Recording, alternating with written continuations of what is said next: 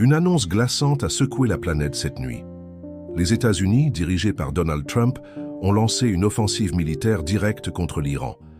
Des bombardiers américains ont ciblé, avec une précision chirurgicale, les infrastructures nucléaires les plus stratégiques du pays perse. Fordow, Natanz, Ispahan. 3 noms qui, jusqu'à hier, incarnaient une course technologique. Aujourd'hui, ils ne sont plus que des ruines fumantes. Ce n'est plus un simple bras de fer diplomatique, c'est une escalade sans précédent. Un pas de plus vers une guerre totale. Mais avant de plonger dans cette nouvelle spirale d'horreur géopolitique, je te demande une chose. Abonne-toi. Car ici, on décortique l'actualité comme personne. On va au-delà des gros titres. On traque les non-dits. On expose les jeux d'intérêt. Si tu veux comprendre ce monde avant qu'il ne bascule complètement, c'est ici que ça se passe. Ce 21 juin à minuit pile, heure de Lisbonne, plusieurs bombardiers furtifs américains ont franchi l'espace aérien irakien. Leur mission, frapper 3 centres nucléaires iraniens avec des bombes anti-bunker capables de percer jusqu'à 90 mètres de roche. L'opération, baptisée Silent Thunder, visait à anéantir la capacité nucléaire de la République islamique, selon la Maison-Blanche. Trump, dans une allocution solennelle, a affirmé « Ce soir, je peux dire au monde que l'Iran ne menace plus la civilisation. » Les forces de la liberté ont frappé avec précision et détermination. Il a salué le soutien d'Israël et présenté l'attaque comme une avancée vers la paix par la force.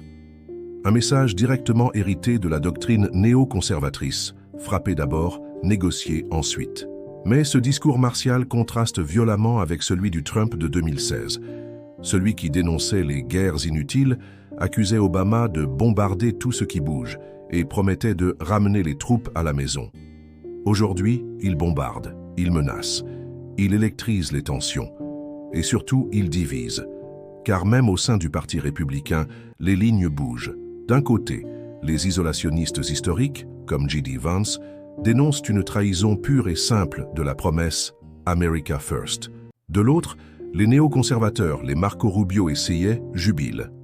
L'Amérique reprend son rôle de gendarme du monde. Mais à quel prix? L'Iran, de son côté, minimise les dégâts humains.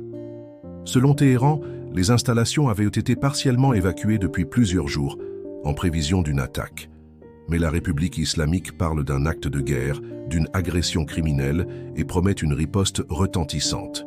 Dès l'aube, 16 missiles sont lancés sur Tel Aviv, Haïfa et des infrastructures israéliennes sensibles. Bilan provisoire, 16 blessés, des immeubles effondrés, un peuple sous le choc. Et l'escalade ne fait que commencer. Antonio Guterres, secrétaire général de l'ONU, a exprimé sa profonde inquiétude face à une situation qu'il qualifie de dérapage majeur. Il appelle à la désescalade immédiate, évoque le risque d'un effondrement complet de la sécurité régionale, voire mondiale. Mais qui écoute encore l'ONU, dans un monde dominé par la loi du plus fort? Car c'est bien de cela qu'il s'agit. Le droit international à ce niveau n'existe plus. Il est invoqué à la carte selon les intérêts. Les États-Unis bombardent au nom de la sécurité globale.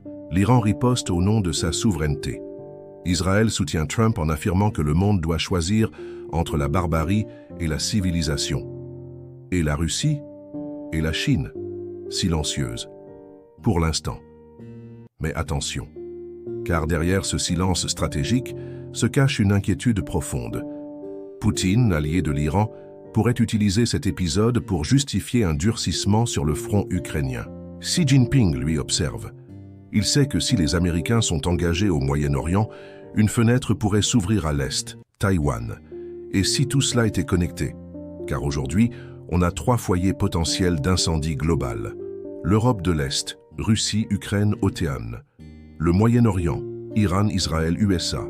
L'Asie du Sud-Est, Chine, Taïwan, USA. 3 foyers, 3 théâtres, 3 superpuissances. Et les États-Unis sont présents dans les 3. Ce n'est pas une coïncidence. C'est une recomposition de l'ordre mondial. Et dans ce nouvel échiquier, Trump joue une partie dangereuse. Il provoque, teste les limites, tente d'imposer une nouvelle Pax Americana fondée sur la peur et l'intimidation. Mais ce jeu peut déraper, rapidement, d'autant que la base électorale de Trump est divisée. Beaucoup de ses électeurs, issus des milieux ruraux, conservateurs, anti-guerre, voient cette attaque comme une trahison. Ils ne voulaient pas sauver le monde, mais sauver leur pays. Ramener les soldats, baisser les impôts, fermer les frontières, pas ouvrir un nouveau front au Moyen-Orient. Et pourtant, Trump persiste. Il répète qu'il veut la paix. Mais ses actes disent autre chose. Depuis son retour au pouvoir, la guerre en Ukraine continue. Le Moyen-Orient s'embrase. La tension avec la Chine monte. Le monde, loin d'être apaisé, devient une poudrière. Et dans cette poudrière, les alliances bougent. L'Arabie saoudite, rivale historique de l'Iran, se frotte les mains. Officiellement neutre, elle espère secrètement l'affaiblissement de Téhéran. Les Émirats, la Jordanie, l'Égypte, tous observent. Certains craignent un débordement. D'autres y voient une opportunité stratégique. Et pendant ce temps, les civils paient le prix. À Tel Aviv, les sirènes hurlent. Les enfants se réfugient dans les abris. À Téhéran, la colère monte. Les rues se remplissent de manifestants criant vengeance. Les diplomates s'agitent, les marchés s'affolent, le pétrole flambe. Et les gens, partout dans le monde, se demandent « est-ce le début de quelque chose d'irréversible ?» Car si l'Iran frappait directement les États-Unis, même symboliquement, l'OTAN pourrait s'en mêler. L'article 5 prévoit une riposte collective en cas d'agression contre un membre. Et là, ce ne serait plus une crise régionale, ce serait une guerre mondiale. Mais même sans cela, les conséquences sont déjà dévastatrices. L'image des États-Unis, déjà affaiblie par des années d'intervention ratées, s'enfonce encore. L'Iran, en position défensive, joue la carte du martyr.